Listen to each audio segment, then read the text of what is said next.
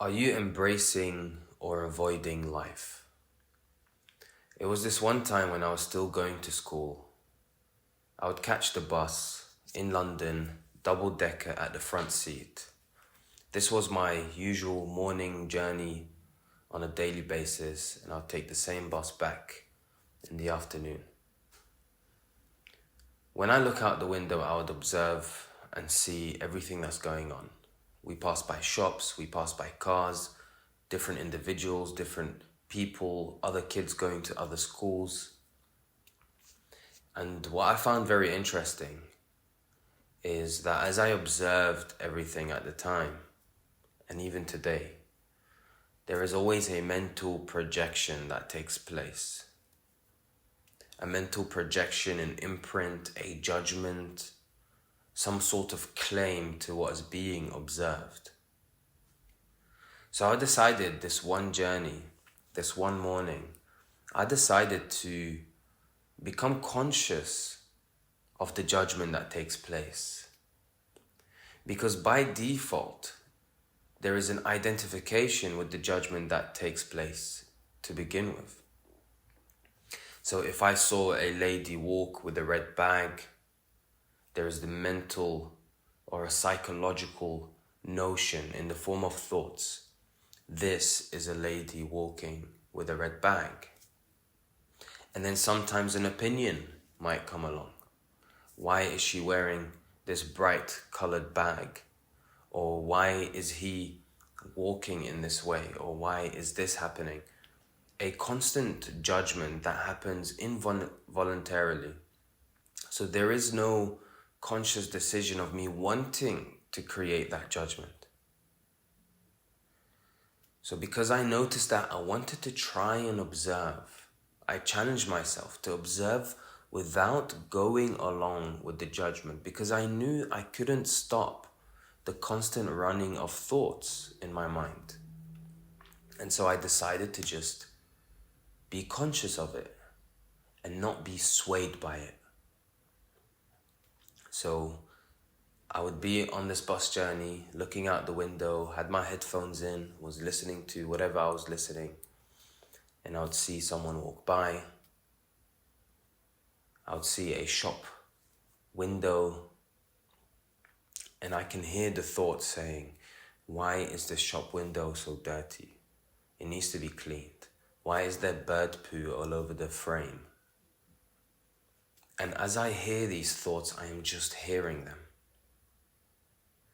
And eventually, as I started to do that, by the end of the 25-30 minute journey, once I arrived, one thing I noticed is that I didn't care so much about how people would judge me. And this is very interesting because we project the way we judge, or the way we observe, or the way we react to our environment. We project that back on ourselves, assuming that this is how other humans would also project and react towards us. So being judgmental, or instead of saying judgmental, being swayed by thoughts that take place involuntarily, and identifying with them as though this is us and this is true to us. We then feel that if we are dressed in a certain way, we look in a certain way, I recognize that other people would notice these things about me. They would notice, and they would also have these judgments, and so this kind of creates this spotlight effect, as though I am separate to all these other individuals. And so there's this notion as though I am a victim and I am being constantly watched. But really, as soon as I did this exercise this one morning, the weight on my shoulders that people will judge me and look at me and have opinions about me, it was lifted. It was lifted because I stopped being swayed by the judgments and the thoughts and the notions.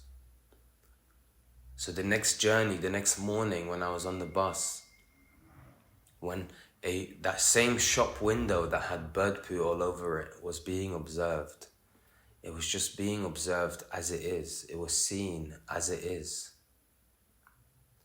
Anything you observe right now, when you take a look at it,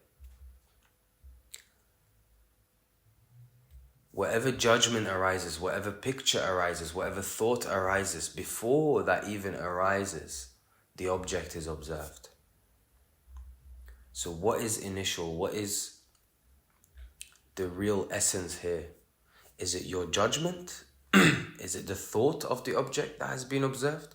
Or is it the initial observation, the initial pre-recognition of the object, if you like?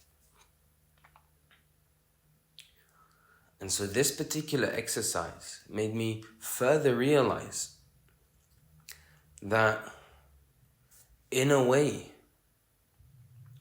when something is observed, and then there's also the subscription of the judgment or the thought about that thing that is being observed, when that follows,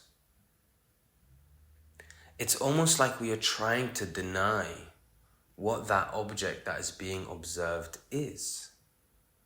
It's almost like we are trying to avoid what that thing we are observing is. We have immediately concluded, based on our judgments and thoughts, what that particular object is or should be. We have projected our opinion, our judgment. We have projected this on the object. And now it ceases to be what it is in our reality. This is an extremely subtle phenomenon that takes place on a psychological level. But if we allow ourselves to observe this, something tremendous and beautiful actually begins to happen. Layers and layers of conditioning slowly start to fall away. So when I am now observing an object and choosing not to subscribe with the judgment that follows the observation, choosing not to subscribe to the judgment or the idea or the thought that is being labeled on the object, am I still avoiding or rejecting the object, or am I now embracing it for what it really is? I am now embracing. So are you avoiding or embracing life? This is so fundamental in spiritual practice, in non-duality, oneness, to recognize oneness, to recognize non-dual reality. It's so fundamental because as soon as there is rejection, as soon as there is avoidance, we are creating space between different objects and ourselves. And when there is space created, this illusory space, as though our judgment and opinions are absolute truth, in that space, reality becomes fragmented. It becomes me versus you. It becomes me versus the environment. And so when things are going well for us in life, we feel like we are on top of the world. But when things aren't going well for us in life, we feel like we are going through hell. In this fragmented reality that has arisen because of the subscription to the rejection or to the judgment or to the projection of thoughts onto objects and onto reality.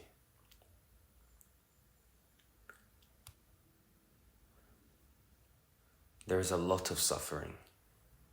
We experience so much suffering because of distance. When two nations are going to war, it's because there's two separate categories.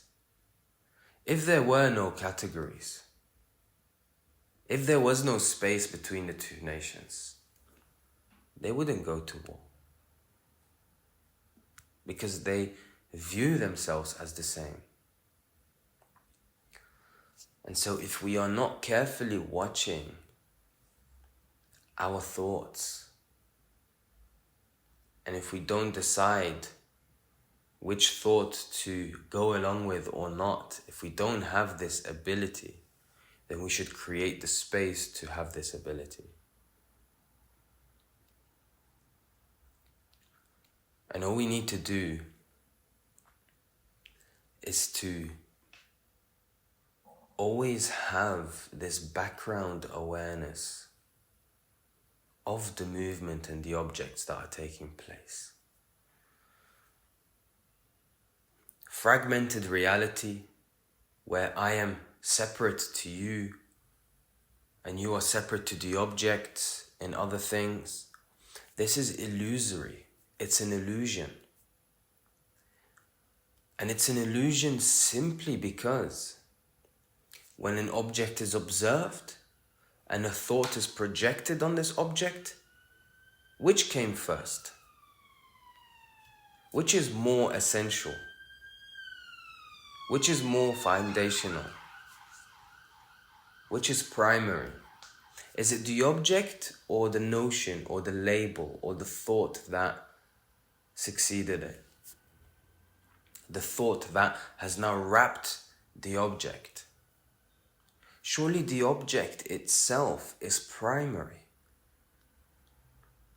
And so when the label comes along, it wraps it around, it creates a border. It creates an identity border around the object. It fragments reality. And the truer thing, the essential thing is the object. And when the thought follows, this is where the object becomes fragmented in reality. So are you avoiding or embracing life? This is really the foundation of any spiritual practice. Whatever spiritual practice you look at, whatever religion you look at, the basis of these religions and practices is unity, is the absolute unity. Closeness to God. God is the absolute unity, the absolute oneness. And so in religion, people are always striving to seek closeness to God through actions, through behavior, through character.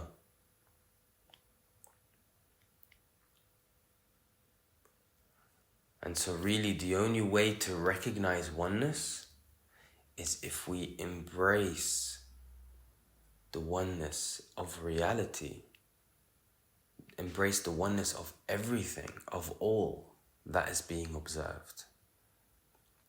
But instead of embracing reality for what it is, if we choose to instead embrace our thoughts, our projections, our judgments, which creates separation, which in other words is actually avoiding reality, rejecting reality. If we do this, then how can we experience oneness? How can we see ourselves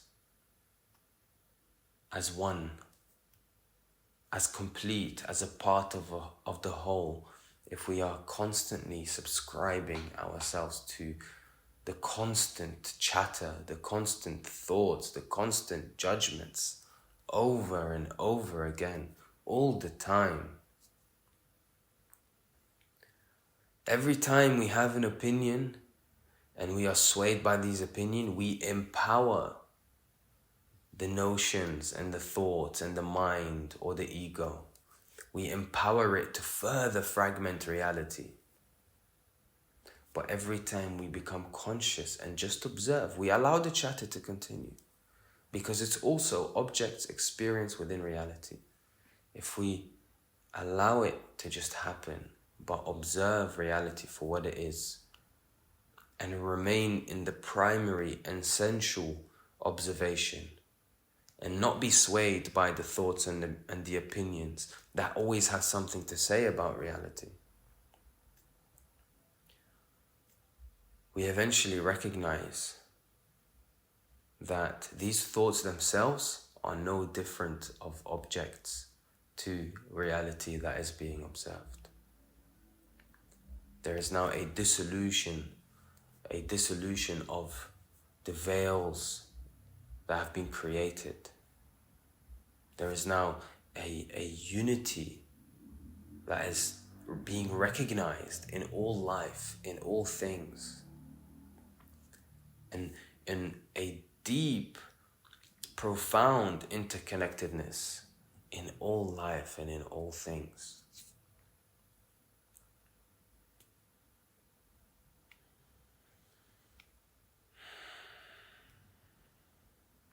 So are you avoiding or embracing life? As soon as you observe an object, if we go back to that shop that has loads of bird poo all over it,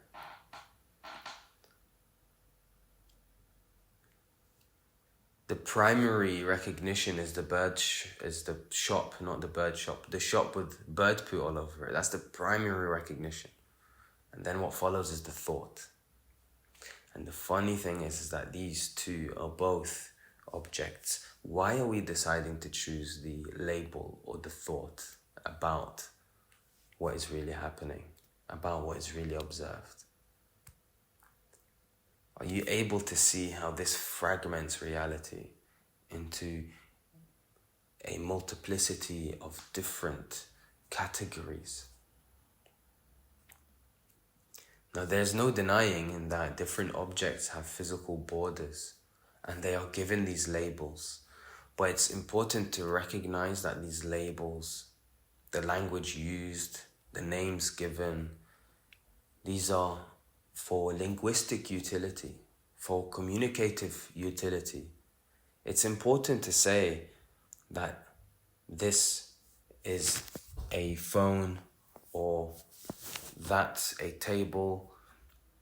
It's important to refer to these things with their given names so that other people can understand what we are referring to. There is linguistic utility, but language alone does not define reality. It does not define existence. Because when you were a small baby, existence was still happening. And this was way before language was developed within your paradigm. Way before you learned the labels and the names of objects.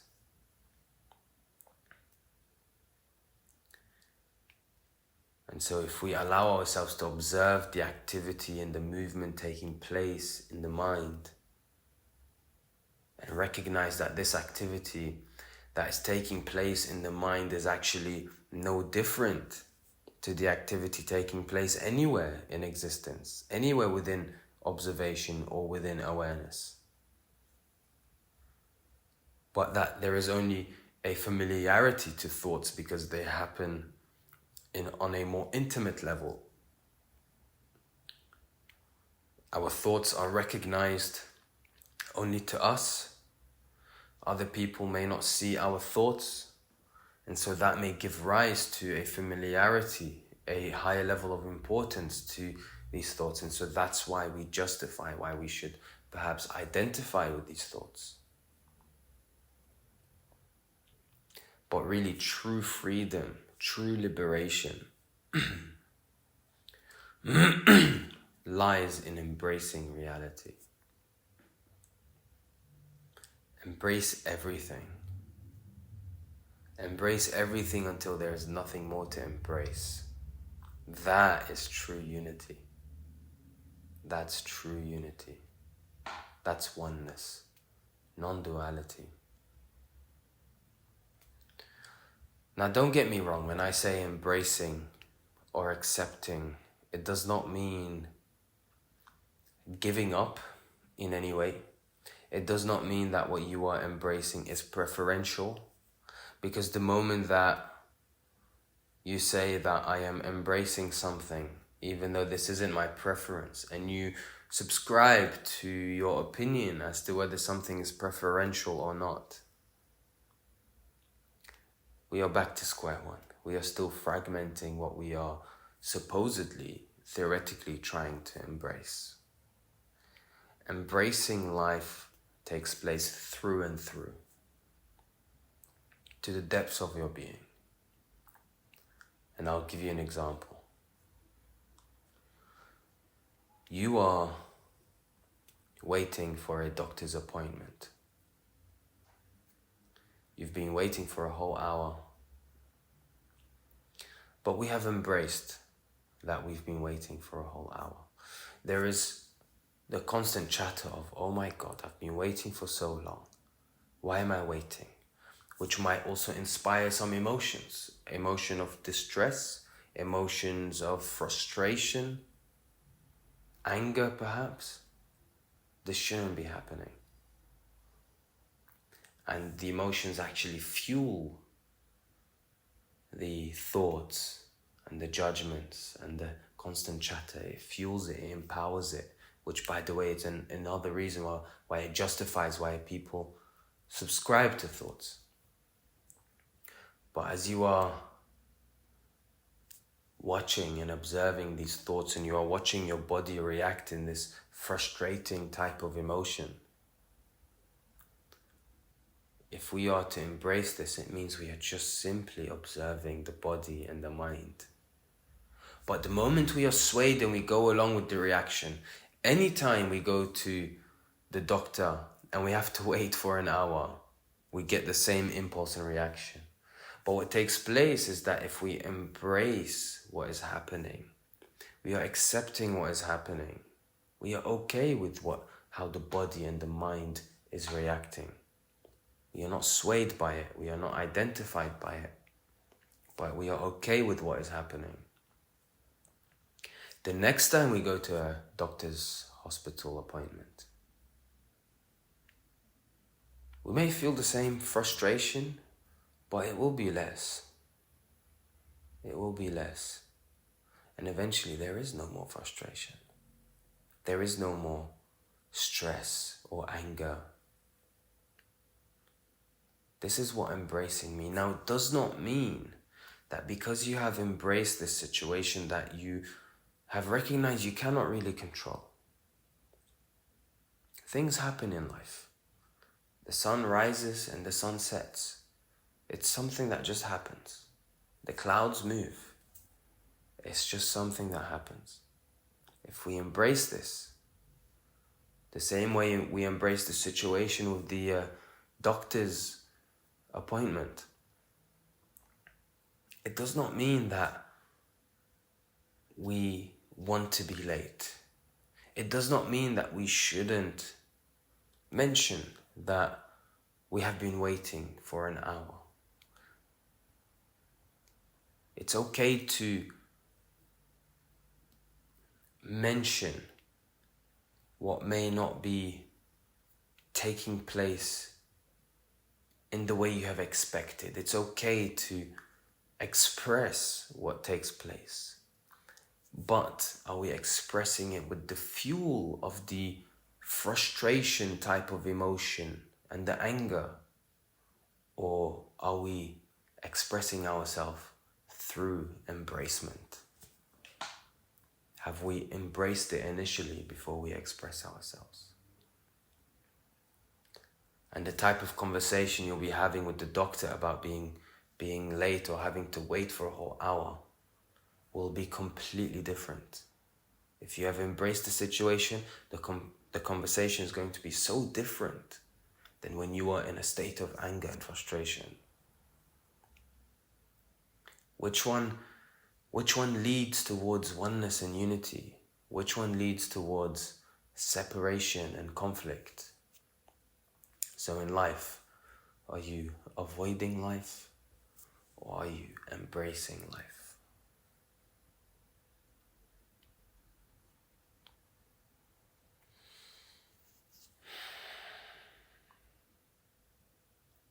When life is embraced, you create a tremendous amount of space for gratitude. Gratitude far deeper and more profound than if your thoughts, judgments, projections have been justified and proven right and have won.